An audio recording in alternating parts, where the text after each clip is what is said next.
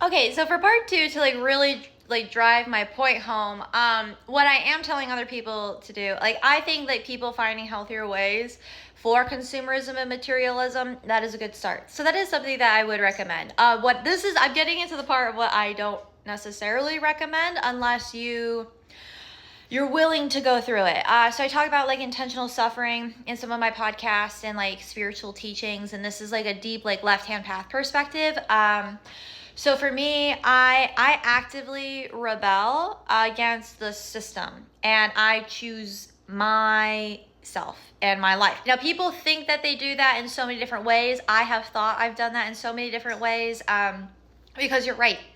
It would be animals just live. They don't have bills. They don't have this. They don't have that. Animals are dealing with their own set of challenges. And while life can be romanticized as an animal, there's a lot of things that we would not want to deal with. It's trade-offs, right? There's trade-offs to everything in life. And so there are trade-offs to society and civilization. And as human beings with this, intellect, right? If we are the top of the food chain, I don't know why we're not figuring this out. And I have said this till I've been blue in the fucking face. I firmly believe that as human beings, our foundational standards should be luxury. Your poorest person should be lathered in luxury. That is how you determine whether you have good leaders or not. Is how is the worst person in your society doing, and focus on those problem areas and leave people who aren't causing problems in so many ways. This is morally gray. Leave people alone. That's the whole point of like freedom and philosophical anarchy. If I say anarchy, you're gonna get some fucking stupid ass losers on here who don't understand what anarchy is. But anyway, the whole point in all of this is I got to a point where I was tired of spreading myself thin. So like for me, it's like, yeah, it would be so much easier if I had time to study, do this, do that. Well, to be kind of not harsh to you specifically, but to be harsh to people who don't think that they have time to study, if you can consume as much media and social media as you can consume education. So I'm on my phone a lot. Like my screen time is high, and but like I'm intentional. I don't think there's a problem with being on your phone, social media, TV, movies, whatever. It's how you engage. Again, everything to me is about your relationship to the thing. I don't think anything is abusive or addictive or a problem until it's actually a problem. But I watch a lot of TV, but I'm watching really specific things, and it's on in the background while I'm doing things. So like, and I know a lot of people do this, but I'm not just watching some stuff I watch for entertainment. I want to also preface this by saying that it is important for the human psyche to relax. You can have a thing called cognitive overload and burnout, which I do to myself constantly because I just want to know everything I possibly can know. But I'm really intentional about what I play on TV. I watch like a lot of documentaries or docu-series kind of things, like reenactments, historical things. I like to watch different perspectives, audiobooks.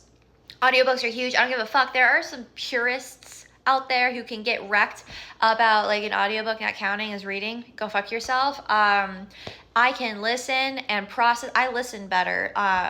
Like I can process information with listening better than I can reading, especially because of how my mind works and the imagination reel. I'm not imagining the storyline of the book. There are people who imagine the storyline of the book. I'm not.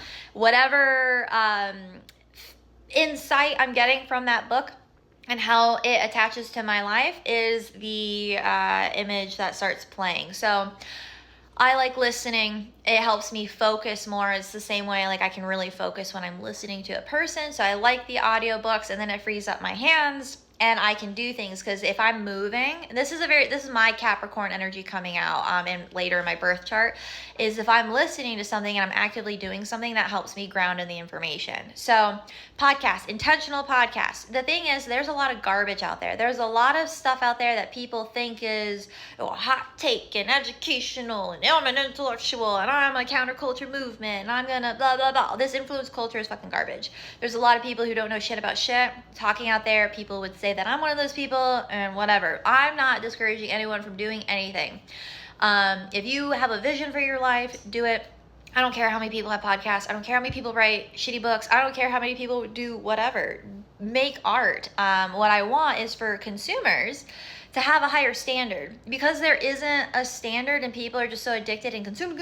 I want this, I want that. Like, they can't have a moment to sit with themselves. That's the problem, is they can't have a moment to sit with themselves in silence and in nothingness.